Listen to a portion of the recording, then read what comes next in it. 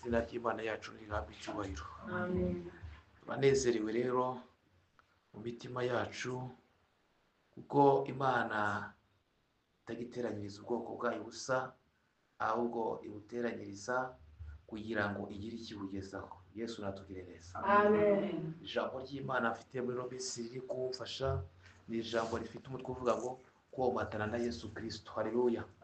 Komatana na Yesu Kristo ni ukumufata cyangwa we akagufata mu gihe wowe udashoboye, kugira ngo agufate agukomeze, kugira ngo imiyaga n'imiraba byose uba uri gucamo bitabasha kuba byagutembana ukagenda. Ariko uwo Kristo yafashe aramufata agakomera. Haleluya. Amen.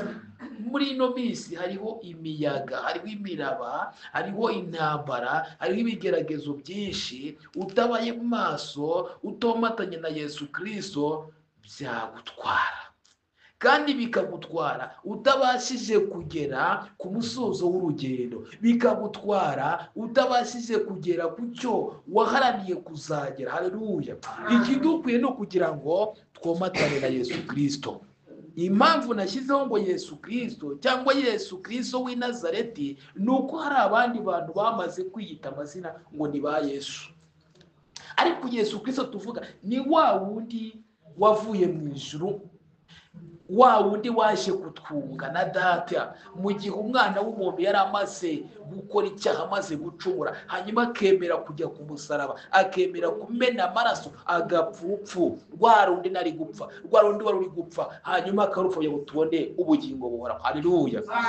Ijambo niba tugiye gusoma, turasoma mu rwandiko rw'Abaroma ibice 8 umurongo wa 35, tuze gusubira inyuma dusome n'umurongo wa 18. 35 atubwira ngo ninde wadutandukanya n'urukundo rwa Kristo?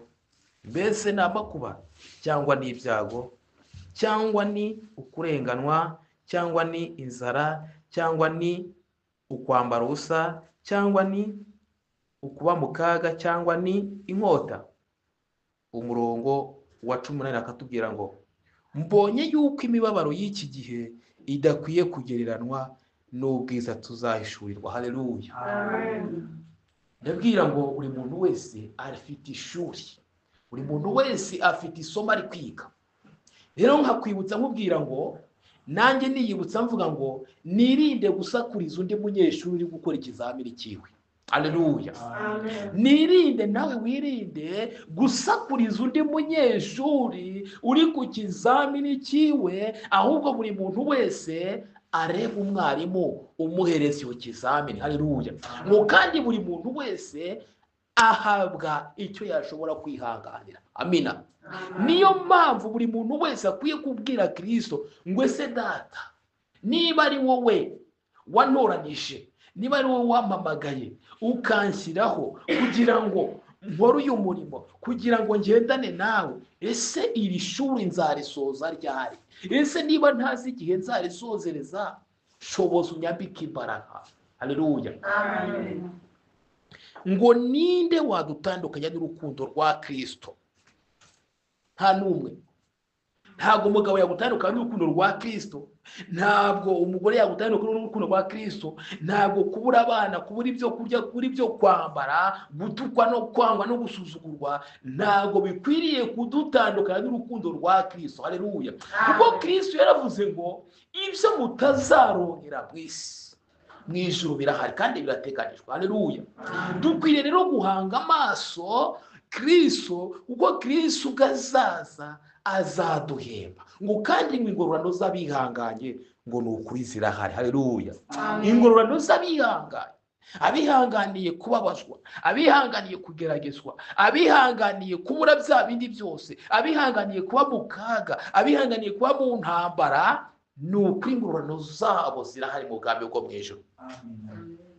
Ngo mbonye yuko imibabaro ngo y'iyi si, ngo y'iki gihe idakwiye kugereranwa n'ubwiza tuzabona. Haleluya. Amen.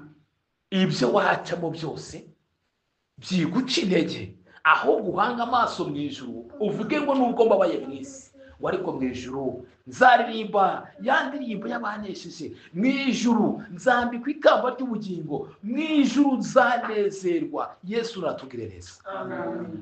Bene data, mureke twongere dushikame ku mwami, twongere tuzirikane uko twahamagawe, twongere turebe se umuriro wa Mwuka Wera wakaga muri twebwe, ese uracyari muri twebwe? Ese imbaraga zadusunikiraga kugumana na Kristo, haba mu ntambara, haba mu byago, haba mu bigeragezo, ziracyahari? Ese ntago ducibwa intege n'abana b'abantu, kandi abana b'abantu atari bo baduhamagaye? Twongere twumvatane na Yesu Kristo. Haleluya. Kandi tumusabe adufate, adukomeze, kuko iwafashe ntago ajya murekura. Haleluya. Uwafashwe n'Imana, uwafashwe na Kristo, ahora amugaruza ineza yiwe. Wowe arimo Mwuka Wera, kandi Mwuka Wera niwe uhatira uwo muntu kugumana na Kristo. Haleluya. Kuko hari amajwi ajya yumva atandukanye n'ay'abandi bumva, hari ibihumurizwa ajya yumva bitandukanye n'ibyo abandi bantu bumva. Yesu natugire neza. Uyu mugoroba wa none rero, buri wese yongera atekereze niba nta biri kumuca intege, niba nta biri byamusubiza inyuma, niba agifashe kuri Kristo neza, niba Kristo akimwumva ari mu kugenda, niba Kristo akimwumva ari mu kazi, niba Kristo akimwumva aho yaba ari hose. Niba ukimwumva uracyari kumwe na Kristo, Kristo yaragufashe. Niba wumva nta byaguca intege ngo bigusubize inyuma, Kristo muracyari kumwe, muracyagendana. Rero Kristo akwiriye kugendana natwe, ari twebwe twamuhaye umwanya, kuko Kristo ntabwo ajya akoresha igitugu, ahubwo Kristo kuko yaduhereje umufasha w'Umwuka Wera, Umwuka Wera niwe uhora utwongorera akatubwira ngo ariko mwana wanjye, ngo ngira ngo usubire mu nzira, ngo ahangaha ngo wasitaye. Ejo numvise ijambo rivuga ngo aho kugira ngo umuntu ngo asitare, ngo akomereke, ngo amaraso ameneke, ngo wenda wasitara imfunira. Yesu natugire neza. Icyo bishatse kuvuga gusitara imfunira, aho kugira ngo niba nari ngiye gusambana ngende ngerayo, wenda reka njye mu buhehezi ariko nongere ngaruke ntagezeyo, kubera ko nyine byaje, ariko reka ngarukire hafi aho ngaho. Ni imfunira, ariko menye ese kuko ni imfunira nasitara? Ese niba nasitaye iyo mfunira, mbwiye Kristo ngo mbabare. Icyo baje muri ino minsi, hari abantu bagenda, bamara kugenda imodoka zikabatera ibyondo, zikabanduriza imyenda, ariko bagakomeza bakabigendana. Imana nitubabarira. Aho ngaho nkabigereranya n'umuntu ushobora kurwara ivunja, yamara kurwara ivunja rije ari rimwe, ariko akarireka ngo ntirirakura, ejo hakaza amata. Ibyo nkabigereranya n'umuntu ukora ibyaha. Uyu munsi akoze icyaha kimwe, arakiretse, yanze kukihana, n'ejo akoze ikindi, hanyuma abaye nka wa muntu. Ariko Uwiteka ntabwo ari aho dushaka, ahubwo Uwiteka arashaka kugira ngo twomatane nawe. Yesu natugire neza.